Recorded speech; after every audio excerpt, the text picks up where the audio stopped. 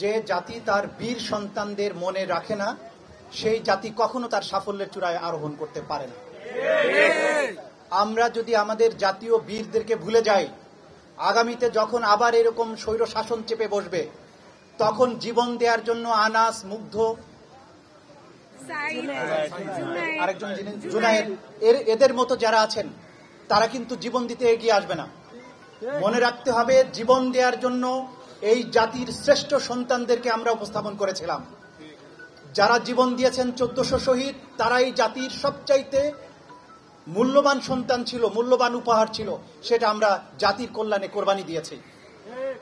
এই শহীদদেরকে যারা ভুলিয়ে দেওয়ার চেষ্টা করবে, এই জুলাইকে যারা ভুলিয়ে দেওয়ার চেষ্টা করবে, এই জুলাইকে যারা ম্লান করার চেষ্টা করবে, এই জুলাইয়ের স্বপ্ন বাস্তবায়নের জন্য যারা বাধা হয়ে দাঁড়াবে, আমি মনে করি এই শতাব্দীর নবম মির্জাফর হিসাবে তারা চিহ্নিত।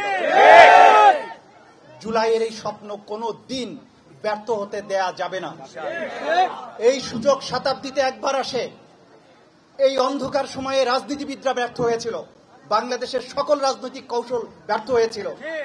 তখন এই মুগ্ধা, আবু সাঈদের, আমাদের আসিফ, আমাদের নাহিদ, তারা যদি জীবন দেওয়ার জন্য এগিয়ে না আসতো, এই অন্ধকার সময় আরো এক শতাব্দীতে নাও কাটতে পারত।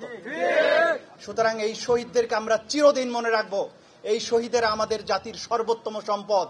তাদের প্রতি জাতির কৃতজ্ঞতা এটা মনে রাখতে হবে, জাগরুক রাখতে হবে। আগামী প্রজন্ম প্রয়োজনে আবারও জীবন দেওয়ার জন্য রাজপথে যাতে নেমে আসতে পারে, সেই জন্য এই শহীদদেরকে আমাদের মনে রাখতে হবে। এই ঋণ কোনোদিন শোধ হবে না। আমি একজন প্রসিকিউটর হিসাবে, চিফ প্রসিকিউটর হিসাবে আপনাদের আশ্বস্ত করতে চাই, অপরাধী যারা ছিল তাদের বিচারের মুখোমুখি করা হয়েছে। বিশেষ করে চানখারপুলে 5ই আগস্টে যে 6 জনকে হত্যা করা হয়েছিল, তাদের বিচারের চার্জ গঠনের আদেশ হবে আগামী 14 তারিখে, এবং তারপরে 5ই আগস্টেই প্রথম সাক্ষ্য গ্রহণ শুরু হবে। এবং আমরা যারা নির্বিচারে পাখির মতো মানুষকে মেরেছে, প্রত্যেককেই বিচারের মুখোমুখি করবো ইনশাআল্লাহ। বিচার দৃষ্টান্তমূলক হবে, যাতে কেউ এইভাবে আমাদের সন্তানদের উপরে হাত তোলার দুঃসাহস আগামী এক শতাব্দীতে আর দেখানোর সুযোগ না পায়। আপনাদের প্রতি আমাদের কৃতজ্ঞতা। জাতি হিসাবে আপনারা আমাদের পাশে ছিলেন, আছেন। শহীদদের এই স্বপ্ন বাস্তবায়নের জন্য যা যা করা দরকার, স্বপ্ন বাস্তবায়ন পর্যন্ত আপনারা সাথে থাকুন।